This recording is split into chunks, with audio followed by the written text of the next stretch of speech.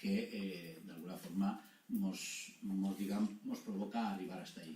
Quins usos? Poder tindre una estació de gasolinera, oficines i despatxos, laboratoris, tallers, centres d'investigació, usos sanitaris, formació professional, educativa, investigació mèdica, biològica, agrícola, mediambiental o científica. És a dir, què és el que portem ací? Portem ací fer més atractius els polígons d'Onda. Què és el que anem a votar?